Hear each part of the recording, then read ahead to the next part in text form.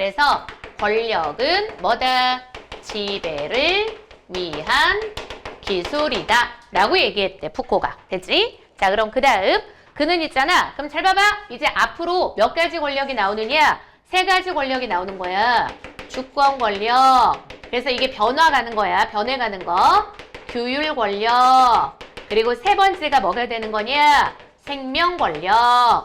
요렇게 되죠. 됐지? 그래서 1문단 뒤가 중요하다 그랬지? 그지? 그래서 맨 뒤에 뭐라고 나와? 권력의 양상이 달라지는 과정을 설명을 했다. 그죠? 자, 그럼 이제 2문단. 푸코에 따르면 고대부터 존재한 게 바로 뭐냐? 주권 권력이야. 밑줄 고대부터. 에다 밑줄거나 항상 어때요? 요렇게 시간 나오면 시간 체크 꼭 해주는 거야. 주권 권력은 고대부터야. 이것은 군주의 뜻을 담은 법에 기반해. 그럼 얘는 어때? 법에 기반을 하죠. 그럼 법은 당연히 누구의 뜻을 담고 있는 거야? 임금의 뜻을 담고 있어요. 군주의 뜻. 그지? 그럼 법에 기반해서 작동을 해. 그러면 군주의 명령을 따르지 않아요. 그럼 칠판 한번 봐. 군주의 명령을 따르지 않았다는 게 무슨 말이야? 법의 명령을 따르지 않았다는 소리겠죠? 그지? 그러면 그 자의 뭐야? 밑줄 생사결정. 알겠죠? 삶과 죽음까지도 결정할 수 있는 권한을 누가 갖고 있어? 임금이 갖고 있는 거야. 그지? 그래서 사형을 비롯한 신체에 대한 형벌이라는 건 공개적으로 이루어져. 그럼 이렇게 공개적으로 우리 옛날 드라마 이런 거 사극 같은 데 보면 나오잖아.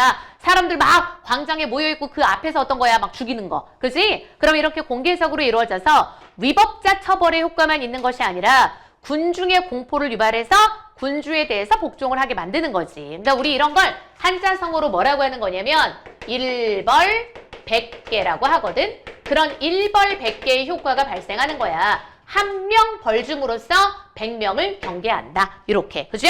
사람들 많은 데서 어때? 단도대에서 사람 죽여. 그럼 이런 것들 통해서 어때? 야, 법 어기면 뒤지는구나. 이런 거. 공포가 느껴지죠?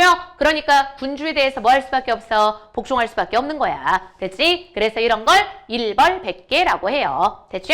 자, 근데 하지만 끊어. 얘는 뭘 갖고 있어? 한계가 있어. 주권 권력은 너무 강압적이잖아. 그러니까 오히려 뭐가 발생해? 군중의 반발. 알겠지? 그지? 반발이 발생하는 거야. 그래서 형벌은 있잖아. 비공개적으로 행해지게 되었으며 주권 권력이 점점 뭐로 바뀌게 되었다? 규율 권력으로 바뀌게 되었다. 알겠지? 됐지? 자, 이제 변화가 생기는 거야. 됐죠? 자, 그래서 시간 체크의 16세기 이후입니다. 됐죠? 규율 권력이라는 것은 16세기 이후에 등장하는 거야. 그럼 이 규율 권력으로 인해서 개인이 규율이라는 외부의 통제를 점차 내면화가 해. 이게 되게 중요해. 규율을 뭐라는 거냐? 내면화를 하는 거야. 됐죠? 그래서 타인의 감시가 없어도 이것 때문에 스스로 뭐가 가능해? 통제가 가능해. 알겠죠? 됐죠? 그래서 칠판 봐. 잠깐. 잘 봐. 이거 뭐 예 들어주면 되냐? 거기에 푸코가 예 들어준 거에 대표적으로 학교 있어. 뭐 학교, 과목 이런 것들이 있거든. 우리 학교도 그렇잖아. 학교에서 내가 지켜야 되는 뭐가 있어? 규칙 같은 게 있죠? 그지? 근데 그 규칙 같은 것들이 칠판 봐. 내면화가 되는 거야. 그러니까 감시하는 사람이 없어도 뭐 하게 돼? 뭔가 스스로 어때? 통제하게 되는 거지. 알겠지? 그지? 자꾸 뭐야? 그게 내면화가 되는 거야. 알겠죠? 됐죠? 감시하는 사람이 없어도 어때? 스스로 통제가 되는 거야. 약간 이런 느낌하고 똑같은 거. 봐봐. 우리 한국은 어떠니? 잔디밭이 있어. 그럼 옛날부터 선생님은 어떤 거냐? 맨날 잔디밭 이렇게 있으면 거기 써 있어. 잔디가 아파요. 잔디밭에 들어가지 마세요. 잔디 보호한다고. 맨날 이런 거 써 있는 거야. 그럼 그런 것만 보고 자랐어요. 그럼 그 규율이 내면화가 된 거야. 알겠죠? 그럼 내면화가 돼. 근데 이제 미국에 가면 놀러 갔을 때 그럼 거기에 잔디밭 겁나 큰 거 있어. 그럼 이게 한국인의 특성상 거기에 못 들어가요. 알겠지? 왜냐? 내면화가 됐거든. 그죠? 막 사람들 거기 잔디밭 가운데 그냥 막 가로질러가지고 걸어다니고 하는데 뭔가 어느 순간 나는 뭘 찾고 있느냐? 잔디밭 가로지르는 거 말고 진짜 길을 막 찾고 있어. 근데 걔네들은 그런 거 전혀 상관없단 말이야. 그지? 그니까 그게 바로 뭐야? 규율이 내면화가 돼서 스스로를 자꾸 뭐 하게 돼? 통제하게 되는 거야. 알겠지? 됐죠? 그리고 또 대표적으로 칠판 봐봐. 자, 선생님이 겪었던 사건. 자, 정말 이제 한 7, 8년 됐나 봐. 저기 청명고에. 청명고등학교 밑에 교문 아래쪽에 보면 요렇게 큰 나무가 있어. 뭔지 알지? 그래서 큰 나무 옆으로 신호등이 있어요. 알겠죠? 그럼 여기 이렇게 해가지고 여기 차 많이 안 다녀. 차 많이 안 다니니까 보통 차들이 신호를 다 어긴단 말이야. 그래서 나도 늘 항상 이렇게 여기 3단지 있고 청명고 그래서 이렇게 할 때 항상 주변을 쓱 보고 쓱 가고 빨간불에도 가왔었죠. 근데 한 진짜 오래됐는데 무슨 사건이 있었냐? 빨간불이었어. 이번에도 또 쓱 같이. 근데 이게 코너란 말이야. 이렇게 돌았는데 거기 경찰이 있었던 거예요. 지금 보이지도 않았는데 그래서 경찰한테 딱 걸린 거죠. 그래서 어찌나 화가 나던지 그때 지금 신호 위반으로 선생님이 5만 원 딱지를 끊었어. 그래서 그때부터 완전 내면화. 알겠죠? 누가 보고 있든 안 보고 있든 여기 무조건 다른 차들은 빨간불인데도 막 가도 나는 무조건 신호를 시키고 있어요. 알겠지? 그치? 내면화되는 거야. 내면화되는 거. 알겠죠? 이게 바로 뭐야? 규율 권력이야. 그치? 그래서 칠판 봐. 푸코가 요 규율 권력 관련해서 대표적으로 예 들어준 게 있어. 여기엔 안 나오지만 연결해서 나올 수 있어. 뭐 있어요? 페노티콘이라는 게 있어요. 원형 감옥. 그치? 그래서 이게 원래 누가 설계를 한 거냐?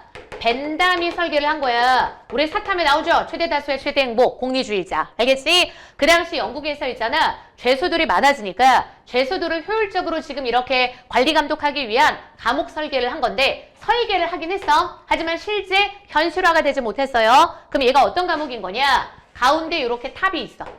됐죠? 그리고 주변으로 뭐야? 동그랗게 이렇게 감옥을 만들어. 알겠지? 그리고 여기에 다 무슨 방이냐? 독방. 다 독방이야. 여기 바깥에 여기 창문 이렇게 해놔. 됐지? 그러면 바깥에 다 창문이니까 이쪽으로 뭐 들어와? 빛이 들어오죠? 그래서 요 독방은 항상 밝아. 알겠지? 그치? 그리고 독방이니까 한 명밖에 없겠지, 죄수가. 그리고 이 탑이 있어. 이게 무슨 탑이야? 감시탑이야. 여기는 항상 어두컴컴해. 됐죠? 그러면 죄수 입장에서 무슨 말인 거냐? 자기는 늘 오픈돼 있잖아. 노출돼 있는 거잖아. 그죠? 그리고 탑에는 있잖아. 어두컴컴해. 그러니까 사실 여기에 사람이 한 명 있는지 두 명 있는지 여러 명이 있는지 아니면 아무도 없는지 몰라. 그렇지? 근데 죄수들 입장에서 무슨 말이야? 늘 본인이 오픈돼 있기 때문에 항상 자기가 감시당하고 있다는 생각이 드는 거지. 그죠? 그러니까 그 생각 때문에 스스로를 뭐하게 만드는 거야? 감시하게 만드는 거야. 행동을 조심하게 되는 거고. 그죠? 그게 바로 무슨 말? 규율이 내면화가 돼서 스스로를 통제한다는 뜻인 거야. 알겠죠? 됐죠? 요게 바로 규율 권력이에요. 그치? 자, 그래서 거기 봐. 그는 규율 권력은 인간의 정신하고 신체를 길들여 유순하고 생산력이 뛰어난 개인을 만들어냈으며 나오죠? 감옥, 학교, 군대 대표적이야. 사회제도를 통해서 나타날 뿐 아니라 사회 전체의 그물망처럼 섬세하게 작동해서 개인의 생활 양식 전반을 지배했다고 본다. 됐죠? 자, 그리고 이제 17세기 이후, 자, 이제 변화가 생깁니다. 요거죠? 그럼 17세기 이후에는 있잖아. 근대국가의 형성과 산업혁명이라는 정치-경제적 변화가 진행이 되니까 인구가 국가 역량의 중요한 요소. 밑줄거. 인구가 국가 역량의 중요한 요소에다 밑줄 긋는 거. 너네 지금 너무 느끼잖아. 한국 사회에 지금 경제 원동력이 지금 점점 떨어지고 있죠. 뭐 때문에? 저출산 때문에. 알겠지? 그치? 그러니까 인구가 중요하단 말이야. 그래서 국가 경제에 지금 중요한 요소가 돼. 그럼 따라서 국가가 있잖아. 인간 생명에 관련된 문제에 개입해서 출생률, 사망률, 수명, 건강 상태, 질병 이런 것들을 국가가 직접 관리하게 된 거야. 그래서 이런 걸 뭐라고 해? 생명 권력이라고 부르는 거야. 알겠죠? 그죠?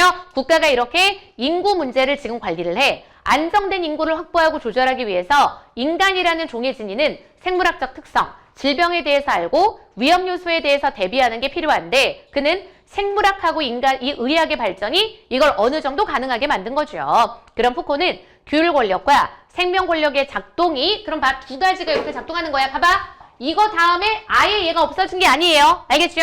두 가지가 함께 통합해서 작동을 하는 거야. 됐지? 그래서 이 두 가지가 지금 작동을 하는 거고 이게 지금 결국은 어때? 개인을 통제하게 돼요. 그리고 인구를 어떻게 만들어? 안정적으로 조절하게 만드는 거야. 알겠지? 그지? 그래서 국가가 순종적이고 생산적인 노동력 확보. 이렇게 해서 순종적이고 생산적인 노동력을 확보하게 되는 거지. 그지? 그래서 이렇게 확보를 하고 이것이 바로 뭐에 영향을 줘? 자본주의의 발전에 영향을 줬다라고 한 거야. 알겠지? 됐죠? 그러니까 가장 대표적으로 칠판 한번 봐봐. 순종적인 건 이해되죠? 개인을 통제하는 거. 그리고 생산적인 건 어떤 거냐면 봐봐. 저는 봐봐. 너네도 나중에 이렇게 점점 나이가 들어보면 나라에서 봐봐. 건강보험 여기에서 뭐가 날라오느냐? 뭐 받으세요? 지금 건강 검진 받으세요. 올해는 무슨 무슨 해입니다. 뭐 하면 매해 날아온단 말이야. 그죠? 근데 그런 게 날아오는 게 나라가 나의 건강을 염려하고 있구나. 이게 아니에요. 왜냐? 생산 가능한 인구가 있어야지 국가는 뭘 받습니까? 세금을 걷잖아. 알겠지? 그치? 그러니까 국가가 안정적으로 세금을 걷기 위해선 애들이 열심히 일을 해야 될 거 아니야. 그럼 선생님도 열심히 일을 하고 있죠? 그럼 지금 올해에도 뭐 나와? 무슨 검사하세요. 무슨 건강검진 뭐 하세요. 막 날아와. 그럼 그걸 보고 나라가 내 건강을 생각하고 염려하고 있구나. 이게 아니에요. 이 새끼들이 나를 언제까지 뽑아먹으려고 이러고 있구나. 요거야. 그치? 그래서 얘가 딱 이거예요. 생산적인 노동력을 조절을 해야 돼. 인구를 안정적으로 조절을 해서. 그죠? 그러니까 봐봐. 저출산, 나라에서 뭐라 그러니? 저출생 때문에 계속 어때? 나라에서 여러 가지 정책 펴잖아. 그죠? 근데 사실 그것도 나라 입장에서 뭘 하기 위한 거야? 이거야. 안정적인 생산력. 알겠지? 그지? 됐죠? 이걸 푸코는 뭐라 그래? 생명 권력이라고 부른 거야. 됐죠? 자, 이제 문단 바뀌어. 또한 있잖아. 푸코는 사람들이 일반적으로 생각하는 주체성이라는 건 매출고 권력의 작동으로 인해 구성된 결과물이다. 알겠지? 우리는 봐봐. 내가 주체성이, 그러니까 푸코 생각은 이거야. 사람들은 본인이 주체성이